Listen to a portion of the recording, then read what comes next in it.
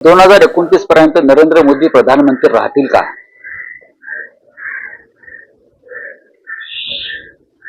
हा माझा प्रश्न आहे.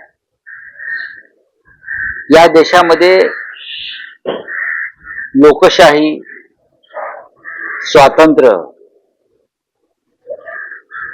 पूर्णपणे मोडून उद्ध्वस्त करण्याच्या ज्या योजना आहेत नरेंद्र मोदीच्या, त्याच्यामध्ये वन इलेक्शन वन नेशन ही त्यांची संकल्पना आहे.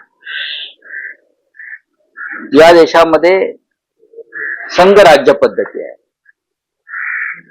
फेडरल स्टेट सिस्टीम आहे. प्रत्येक राज्याची सामाजिक, त्यानंतर तिकडलं एक मोसम, वातावरण प्रत्येक ठिकाणचे वेगळे आहेत. जम्मू काश्मीरला तुम्ही निवडणुका घेऊ शकत नाहीत लोकसभेबरोबर, नॉर्थ ईस्टला घेऊ शकत नाहीत तुम्ही.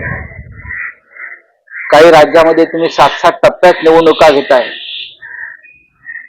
फक्त तुमची व्यवस्था आणि तुमची सोय पाहण्यासाठी, तुमच्या स्वार्थासाठी तुम्ही या निवडणुका घेत आहात.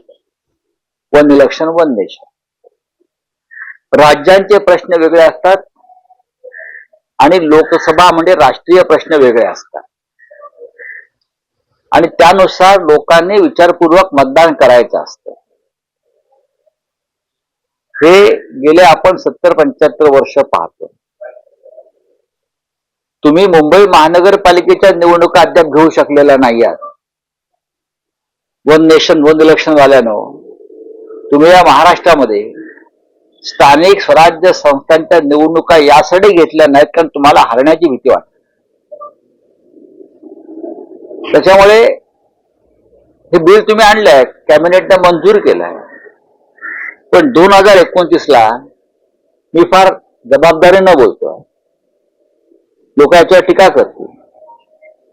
2029ला वन नेशन वन निवडणूक इलेक्शन जो काही त्यांचा फंडा आहे, त्यावेळेला नरेंद्र मोदी प्रधानमंत्री असतील का, ही माझ्या मनात लहान शंका आहे.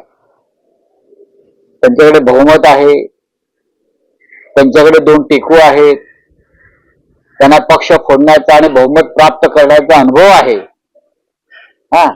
तरी माझा हा प्रश्न आहे, ज्यांनी देशाच्या संविधानावर आणि देशाच्या संघ राज्य व्यवस्थेवर अशा प्रकारे हल्ला केलेला आहे, इतिहासानं त्यांना माफ केलं नाही, आणि पुढे जाऊन जी नवी योजना किंवा रचना ते आणायचा प्रयत्न करत होते, ती पुढे नेण्यात ते राजकारणात राहिले नाही.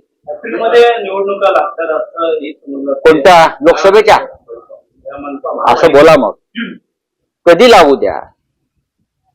शिवसेनेनं मुंबईसह 14 महानगरपालिकांच्या निवडणुकांची तयारी सुरू केलेली आहे, आणि आम्ही अत्यंत ताकदीने निवडणुका लढवू.